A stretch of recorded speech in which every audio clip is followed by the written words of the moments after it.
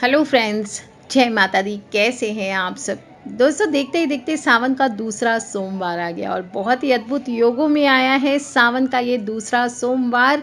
आप सभी को सावन के दूसरे सोमवार की हार्दिक हार्दिक शुभकामनाएं।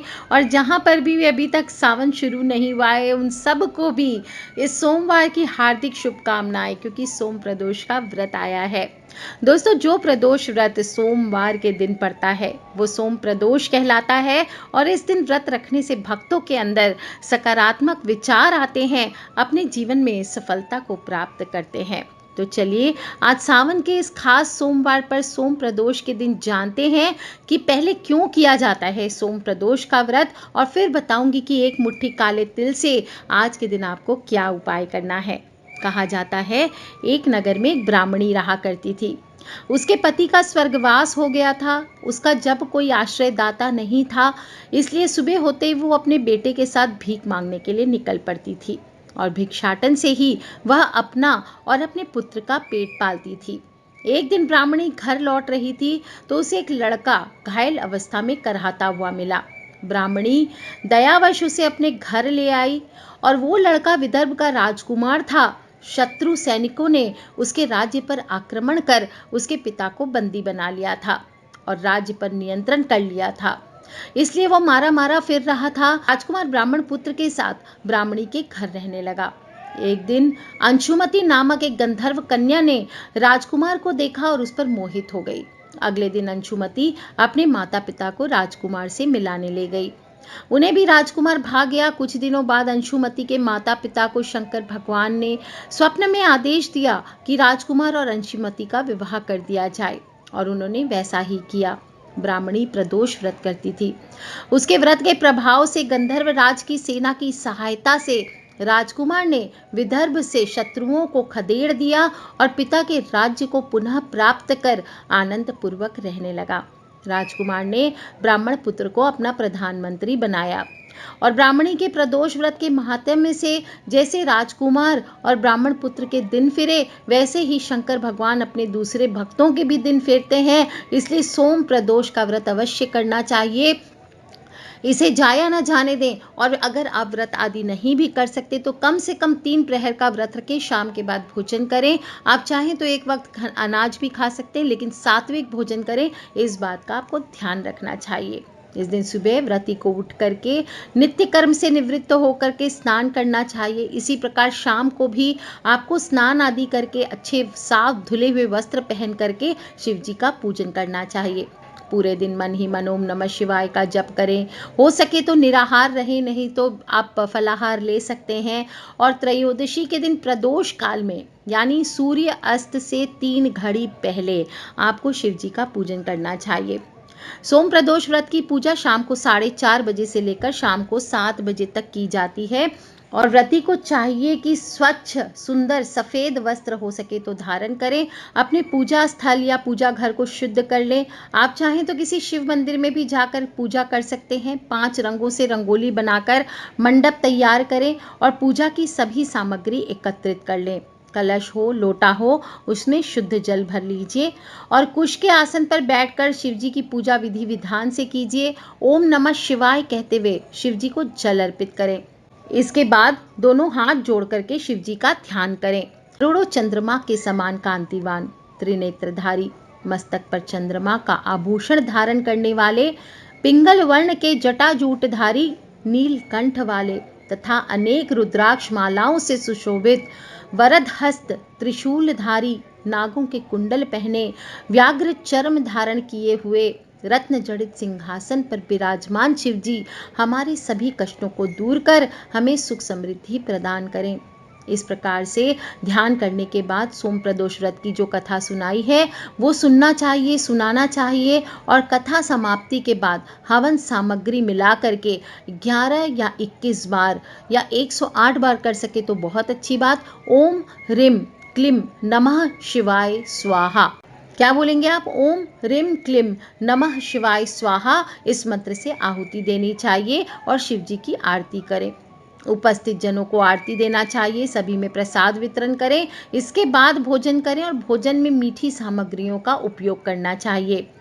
कहा जाता है कि जो लोग भी व्रत बहुत दिन से करते आ रहे हैं उन सबको 11 या 26 जो प्रदोष व्रत है ये पूर्ण अगर आपके हो गए हैं तो आपको उद्यापन अवश्य करना चाहिए। उद्यापन के एक दिन पहले यानी द्वादशी तिथि को श्री भगवान गणेश जी का विधिवत षोडश उपचार विधि से पूजन करना चाहिए और रात भर शिव पार्वती गणेश जी के भजनों से जागरण करना चाहिए। उद्यापन के दिन सुबह उठ करके नित्य कर्मों से निवृत्त हो जाइए, स्वच्छ वस्त्र धारण करें, पूजा गृह को शुद्ध कर लें, पूजा स्थल पर रंगीन वस्त्र और रंगोली से मंडप बनाएं, मंडप में एक चौकी या पटरे पर शिव पार्वती की प्रतिमा स्थापित करें। इसके बाद विधि विधान से पूजन करें, भोग लगाएं, सोम प्रदोष व्रत की कथा सुनाएं। इसके बाद हवन करना चाहिए। 1.25 किलो आम की लकड़ी को हवन कुंड में सजाएं।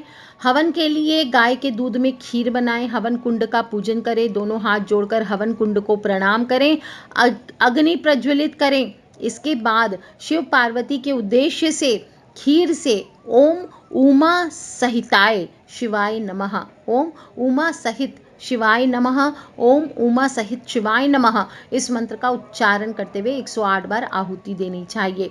हवन पूर्ण होने के बाद शिव जी की आरती करें, ब्राह्मणों को सामर्थ्य अनुसार दान और भोजन कराएं। अपनी इच्छा के अनुसार 1, 2 या 5 ब्राह्मण को भोजन और दान करा सकते हैं। यदि भोजन कराना संभव ना हो तो किसी मंदिर में यथाशक्ति दान कीजिए। इसके बाद बंधु बांधवों सहित प्रसाद ग्रहण करें, भोजन करें। इस प्रकार उद्यापन करने से व्रती पुत्र पौत्र आदि से युक्त होता है, आरोग्य लाभ होता है और इसके अतिरिक्त वो अपने शत्रुओं पर विजय प्राप्त करता है, संपूर्ण पापों से मुक्त होकर शिव धाम को जाता है। सावन का दूसरा सोमवार है। तिल का भी विशेष महत्व बताया गया है। आज के दिन शिवा मुट्ठी चढ़ाई जाती है। संपूर्ण पूजा करने के बाद आपको 1 मुट्ठी तिल आज के दिन दोनों हाथों से शिवलिंग पर अर्पण करना चाहिए। तिल के सरल और खास उपाय कहते हैं कि जीवन में दुर्भाग्य का अंत करता है, क्योंकि हर पूजा में आप देखते होंगे तिल का विशेष महत्व है। कहते हैं इसका इस्तेमाल करने से आपका सोया भाग्य भी जाग जाता है। साथ ही साथ इन उपायों से दुर्भाग्य उत्पन्न करने वाली ऊर्जा का अंत होता है। धन दौलत पाने के लिए सोम प्रदोष के दिन भगवान शिव को 1 मुट्ठी चावल तो अर्पित करने ही चाहिए। साथ ही साथ 1 मुट्ठी सफ़ेद तिल, ध्यान रखें सफ़ेद तिल आपको अर्पित करने चाहिए। इससे कुंडली में शुक्र ग्रह मजबूत होता है और धन ऐश्वर्य को देता है। आज के दिन आप एक छोटा सा उपाय और कर सकते हैं। जब आप बाबा का अभिषेक करेंगे 1 लोटा जल ले लीजिए, उसमें थोड़ा सा दूध, थोड़ी सी दही, थोड़ा गंगा जल, थोड़ी शहद, 1 बूंद घी और थोड़े से सफ़ेद तिल मिला लीजिए और फिर ओम नमः शिवाय, ओम नमः शिवाय, ओम नमः शिवाय, ओम उमा सहित शिवाय नमः, ओम उमा सहित शिवाय नमः इस मंत्र को बोलते हुए आप भोलेनाथ को अर्पित कर दीजिए। और फिर आप देखिए ये जो जल है इसको आप किसी बर्तन में कलेक्ट कर लीजिए और बाद में इस जल से इस पूरे घर में छिड़काव करें। इस जल से आप चाहें तो स्नान करें। आप देखिए आपका दुर्भाग्य अवश्य समाप्त होगा। दोस्तों, कहा जाता है कि बेलपत्र के बिना शिव जी की पूजा पूर्ण नहीं मानी जाती। फूल ना हो तो भोलेनाथ का श्रृंगार नहीं होता। लेकिन आपको बता दूं, अगर आपके पास बेलपत्र अवेलेबल नहीं है तो उस अवस्था में आप चाहें तो काले तिलों से बाबा का श्रृंगार कर सकते हैं। आपके जीवन में सभी प्रकार के कलेश समाप्त होते हैं। मानसिक और शारीरिक तौर पर आप स्वस्थ रहते हैं और अचानक आने वाले तकलीफ़ों से आपके जीवन में आपको राहत मिलती है। दोस्तों, सफ़ेद तिल के उपाय जल्दी ही आपको आर्थिक तौर पर विशेष महत्व दिलाते हैं। इसलिए सोम प्रदोष है, किसी भी प्रदोष की शाम को कर सकते हैं। और जब सोमवार के दिन प्रदोष काल आता है तो ये तो सर्वश्रेष्ठ है ही, क्योंकि चंद्रमा को यानी सोम को धारण किया हुआ है शिव जी ने अपने मस्तक पर। और आज का दिन विशेष होता है और ऊपर से जब प्रदोष आ जाए तो इस दिन आप गाय के शुद्ध घी में सफ़ेद तिल डाल करके भगवान का यज्ञ कीजिए। यज्ञ की इसके बाद जो राख रहेगी उसको एक साफ कपड़े में बांधकर अपने घर के किचन में लटका दीजिए। आप देखिए घी में सफ़ेद तिल मिलाकर धन की देवी माता लक्ष्मी जी के नाम के भी साथ में अगर आप आहुति देते हुए इस कार्य को करते हैं, ओम महालक्ष्मी नमः, ओम महालक्ष्मी नमः, ओम नमः शिवाय, ओम नमः शिवाय, ओम उमा सहित शिवाय नमः, इस प्रकार से मंत्रों का आप आहुति देकर हवन करते हैं और फिर इसकी जो राख बचेगी ठंडी हो जाने पर आप इसे सफ़ेद कपड़े में बांधकर अपने रसोई घर में लटका लेते हैं। तो आप देखेंगे कि आपके ऊपर अति शीघ्र माता लक्ष्मी और शिव जी की कृपा बरसेगी। दोस्तों, आप चाहें तो इस दिन तिल से बनी हुई मिठाइयाँ भी भगवान को भोग लगाइए, इससे भी उज्जवल भविष्य का आशीर्वाद मिलता है। और तो शाम को अपने घर के ईशान कोण में चले जाइए और ईशान कोण में गोबर के कंडे ले लीजिए थोड़े से, और कपूर और सफ़ेद तिल रख करके एक साथ जला दीजिए। सारे घर में धुआं कर दीजिए। इससे भी आपके घर में अगर बहुत दिनों से वास्तु दोष है, नकारात्मक ऊर्जा का वास हो गया है, तो वो सभी दूर हो जाते हैं। दोस्तों, मनुस्मृति में तिल को दारिद्र्य नाशक कहा गया है, और वहीं आयुर्वेद की जब हम बात करें तो तिल को रोग नाशक कहा गया है। तिल हमारे जीवन में वात, पित्त और कफ के विकार को दूर करके बल और पौरुष शक्ति प्रदान करता है, और हड्डियों के लिए तो जीवन दान माना गया है। कहते हैं, एक मनुष्य अपने जीवन में अपने हाथ से जितने तिलों का प्रयोग करता है, उसका भविष्य उतना ही उज्जवल बनता है। तो आज आपको विशेष रूप से बता दूं, राशि अनुसार भी आप चाहे तो कर सकते हैं। जो मेष राशि वाले हैं वो मुट्ठी भर काले तिल सिर से आज की शाम वार करके पीपल के ऊपर चढ़ा दीजिए, या फिर आप इसे अपने घर के मेन गेट के बाहर जला दीजिए। आप देखिए, आपका दुर्भाग्य दूर होगा। जो वृषभ राशि वाले हैं वो आज के दिन तिल और उड़द की खिचड़ी का भोग लगाइए भोलेनाथ को। आपकी सभी मनोकामनाएं पूर्ण होगी। उसके बाद खाना नहीं है, वो किसी को दान कर देना है। जो मिथुन राशि वाले हैं वो आज के दिन किसी भी शिव मंदिर में जा कर के तिल गुड़ से बनी हुई रेवड़ियाँ चढ़ाइए। आपके जीवन से ओम नमः शिवाय, ओम नमः शिवाय, ओम नमः शिवाय करते हुए चढ़ाइए, और फिर उन रेवड़ियों का दान करें, प्रसाद के रूप में वितरण करें। देखिए कैसे आपके जीवन से सारी बाधाएं दूर होगी। जो कर्क राशि वाले हैं, आज के दिन दूध में तिल मिला करके भोलेनाथ का अभिषेक कीजिए। आपको धन संपत्ति सुख वैभव की प्राप्ति होगी। जो सिंह राशि वाले हैं, आज के दिन भगवान शिव जी पर एक मुट्ठी काले तिल चढ़ा करके और एक केला चढ़ा करके किसी गरीब महिला को दान करें। आपके जीवन से रोगों की मुक्ति प्राप्त होगी। जो कन्या राशि वाले हैं, आज के दिन एक रोटी ले लें। जब भी आप शाम के समय शिव जी के मंदिर जाएं और उस पे रोटी पर थोड़ी से सफ़ेद तिल लगा करके किसी गरीब बच्चे को खिलाइए। आपके प्रेम जीवन में, आपकी जो मैरिड लाइफ है, आपकी जो लव लाइफ है, उसमें अगर आपके रिलेशंस बहुत ख़राब हो गए हैं तो उसकी कटुता मिट जाती है। जो तुला राशि वाले हैं, आज के दिन अपने पूजा घर में शाम के समय कपूर से आपको तिल जलाने हैं और भगवान पर, शिव जी पर धूप करिए। इससे आपको गृह कलेश से मुक्ति मिलेगी।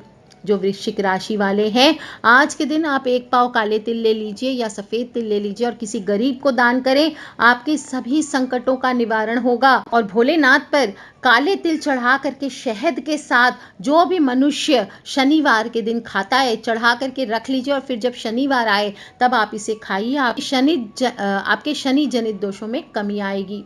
ध्यान रखना है, काले तिल आपको इसके लिए चढ़ाने हैं। शनि जनित दोषों से मुक्ति पाने के लिए आपको शिवलिंग पर काले तिल चढ़ाने चाहिए। जो मकर राशि वाले हैं, यानी मेरी राशि, आज के दिन आटे में थोड़े से काले तिल मिला लीजिए और ये रोटी आपको शाम को किसी काले कुत्ते को खिलानी है। आप देखेंगे नज़र दोष का निवारण होगा। और थोड़े से सरसों के तेल से साथ ही साथ आपको शिवलिंग का अभिषेक करना चाहिए। जो कुंभ राशि वाले हैं, इन्हें भी आज की शाम तिल के तेल का 11 मुखी दीपक जलाना चाहिए शिवलिंग के आगे। इससे आपके आर्थिक संकट अवश्य दूर होंगे। और last but not the least, mean राशि वाले जो हैं, उन आज के दिन आपको शिवलिंग पर सफ़ेद तिल एक मुट्ठी चढ़ा करके बाद में इसे आप चाहें तो किचन में लटका के रख दीजिए, सफ़ेद कपड़े में बांध करके। आपके धन धान्य में वृद्धि अवश्य होगी। दोस्तों, धन वृद्धि के लिए आज के दिन थोड़े से काले तिल ले लीजिए एक मुट्ठी, और एक सिक्का अपनी अंजलि में ले करके ओम लक्ष्मी पतये नमः, ओम पार्वती पतये नमः, इस मंत्र को पढ़ते हुए सिक्का और तिल पानी में बहा देना चाहिए। भोलेनाथ का पंच उपचार पूजन करिए और ज़्यादा से ज़्यादा ओम नमः शिवाय का जप करिए। बहुत ही बड़ा महा उपाय है।